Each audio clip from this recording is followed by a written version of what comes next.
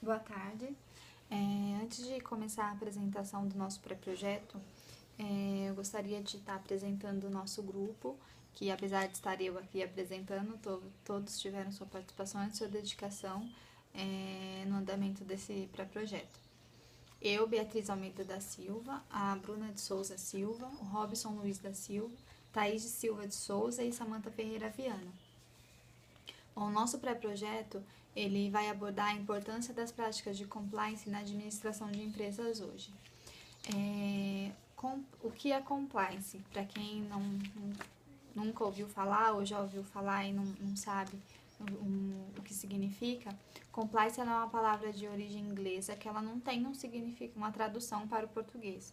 E essa sua tradução literal é obediência ao que se está estabelecido,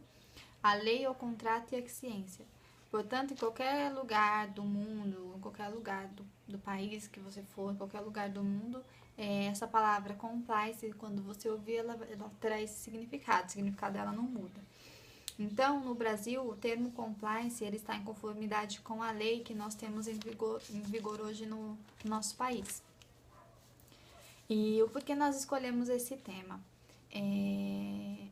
Nós achamos interessante falar de ética, código de conduta, porque ética e código de conduta, todas as organizações têm o seu código de ética estabelecido e que todos podem ter o seu acesso, mas não é uma coisa que é muito falada, né, dentro das organizações. Normalmente, quando você entra, que tem uma integração, eles falam desse código, mas depois acaba passando despercebido. E hoje a gente liga a TV, o que a gente mais vê é aquelas questões envolvendo a Operação Lava Jato, Operação de Passadina, aquelas questões, os escândalos envolvendo a Petrobras e outras empresas. E o que é mais engraçado vendo sobre esses escândalos dessas empresas que estão envolvidas, né, nesses atos, é que elas não estão em conformidade com essa lei que está em vigor no Brasil desde 2014, que foi sancionada pela presidente Dilma, até por uma certa pressão da ONU e da OEA, também por outros escândalos que a gente ouviu falar, sobre mensalão, enfim. E para falar um pouco melhor, né, sobre esse tema, eu vou falar uma citação da Cláudia Rondon de 2016, que ela coloca assim: um dos principais legados da chamada Operação Lava Jato para o Brasil deverá ser a profunda transformação da cultura corporativa, por meio da adoção e do aprimoramento consistente de políticas e programas de compliance, expressão que em inglês resume um conjunto de virtudes entre as quais ética, transparência e conformidade com as leis e normas em vigor. Então, o compliance, como eu falei, ele está em conformidade com essa lei que nós temos em vigor hoje no Brasil, essa lei anticorrupção, e que foi sancionada pela presidente justamente para essas empresas mostrarem a transparência das suas transações, né? Ver como que mostrar o andamento, ver o que está caminhando corretamente e também isso acaba esses problemas acabam tendo um impacto muito forte, né, com as imagens dessas empresas, com o público, com as pessoas que têm interesse sobre elas, stakeholders. Então, por isso que é sempre importante estar falando sobre essa lei anticorrupção e sobre esses códigos que existem dentro das organizações. Vou colocar aqui uma citação também do Fábio Seulhorst, de 2014, que ele coloca assim: todos sabemos que a corrupção é destrutiva para o país, pois gera pobreza, aumenta a desigualdade social e reduz a qualidade de serviços e produtos para a sociedade. A nova lei anticorrupção é certamente um importante passo contra essa prática perniciosa. Então, estabelecendo a importância dessa lei anticorrupção, a gente consegue fechar a introdução do nosso tema com uma citação do Hernani Teixeira Ribeiro Júnior, de 2015, que ele conclui assim: um programa de compliance adaptado às necessidades da empresa será um eficaz instrumento de governança corporativa, auxiliará a própria instituição a exercer a transparência e zelar pela responsabilidade social corporativa. O nosso problema de pesquisa em cima desse tema é como que as empresas faziam antigamente, antes dessa lei anticorrupção, para ter certeza que as suas transações eram lícitas, que estavam ocorrendo de acordo, e como como que elas fazem hoje, depois dessa lei anticorrupção ser implantada no Brasil. Então, para falar também um pouco sobre esse tema, esse problema de pesquisa, vou estar falando uma citação do Sanches John Lee, de 2014, que ele fala assim: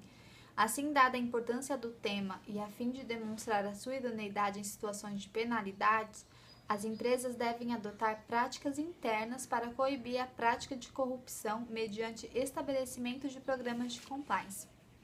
Então, nós vamos estudar esses problemas, ver qual o problema hoje dessas empresas, como que eram feitos, qual que eram os seus problemas antigamente e esses problemas hoje, se mudou, o que mudou e o que não mudou depois dessa lei anticorrupção ser imposta no Brasil. Quais mudanças essa nova lei ela trouxe para as empresas, né? Então, colocando aqui uma citação do Gustavo Nogueira, de 2014, ele coloca assim: pensar na implantação de um programa de compliance é ter em mente o seu caráter multidisciplinar e, com isso, estar consciente dos desafios no alinhamento dos diversos canais de comunicação da empresa. Esses precisam estar receptivos e convencidos da importância dessa ferramenta na gestão corporativa. De outra ponta, é certo que o programa de compliance precisa ser efetivo, de sorte que, se for apenas concebido no universo formal, ou seja, traduzido apenas em códigos ou protocolos positivados, não se prestará ao seu fim almejado, sobretudo aquele previsto no inciso 8 do artigo 7 da Lei 12.846, de 2013. Essa lei anticorrupção, que entrou em vigor em 2014 pela presidente, mas foi criada em 2013. Então, partindo para os nossos objetivos, a gente vai comparar, então, as ferramentas que eram utilizadas por essas empresas para assegurar a conformidade das suas transações e como que é feita esses procedimentos hoje, depois que essa lei entrou em vigor no Brasil. Então, a gente vai analisar o código de conduta elaborado pelas empresas estudadas e as alterações que as mesmas sofreram após essa lei anticorrupção entrar em vigor, estudar a legislação vigente no que diz respeito ao Código de Ética e Compliance, analisar as maneiras que as empresas utilizam para assegurar que todos os funcionários estão cientes com o Código de Conduta, políticas anticorrupção e atitudes que são consideradas antiéticas por parte dos gestores e administradores da organização e como as empresas realizavam este monitoramento antes da implantação anticorrupção. Nós também vamos colher, através de estudo de caso e pesquisa organizacional, se tais medidas estão sendo obedecidas pelos colaboradores e também estudar quais medidas são tomadas em casos de não conformidade e quais mudanças ocorreram após essa lei anticorrupção, né, entrar no Brasil. Sobre a nossa justificativa, a gente acredita que seja essa mudança, né, na administração das empresas, com essa lei anticorrupção que entrou em vigor no Brasil, e a gente pode colocar aqui uma citação do Fábio Haddad, de 2016, que ele fala: muitas empresas brasileiras ainda não têm praticamente nada implementado na área de compliance. Algumas têm apenas um código de ética, às vezes um canal de denúncias interno, mas desde o começo da Operação Lava Jato tem havido uma procura muito grande para realmente implantar um programa efetivo de compliance como a lei exige, e já há companhias trabalhando nisso. Então, para entrar mais a fundo em relação a essa lei que entrou em vigor no Brasil, a gente pode colocar, a gente tem aqui que essa lei ela dispõe de primeiro artigo dessa lei, ela fala assim: esta lei dispõe sobre a responsabilização objetiva, administrativa e civil de pessoas jurídicas pela prática de atos contra a administração pública, nacional ou estrangeira. Aplica-se o disposto nesta lei à sociedade empresárias e às sociedades simples, personificadas ou não, independentemente da forma de organização ou modelo societário adotado, bem como quaisquer fundações, associações de entidade ou pessoas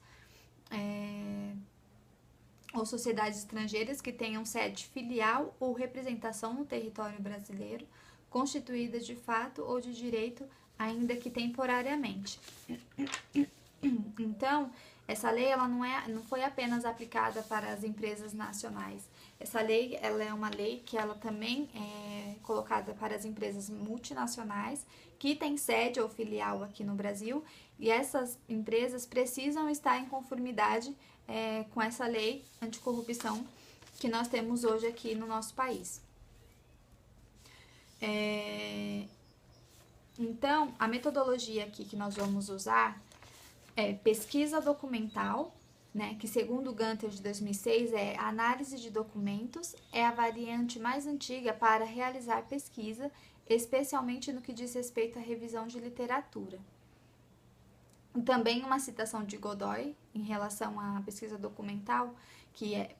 pesquisa documental é aqueles realizados a partir de documentos contemporâneos ou retrospectivos, considerados cientificamente autênticos,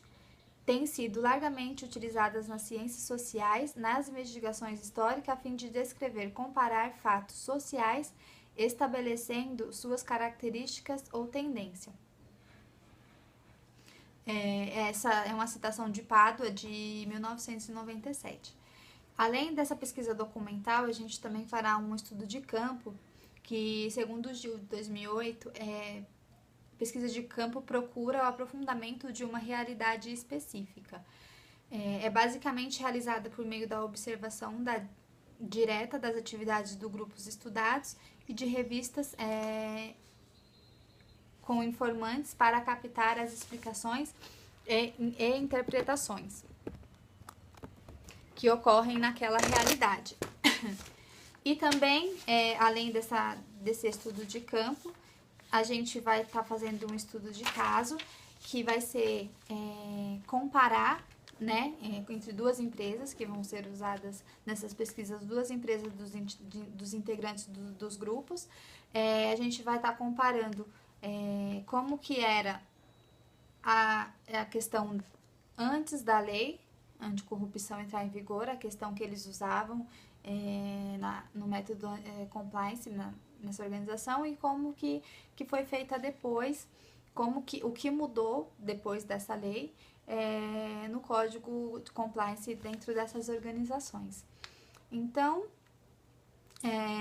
enfim, esse é o nosso projeto, é o que a gente quer abordar, mostrar, né, a diferença que ocorreu nessas organizações com a lei anticorrupção em vigor, e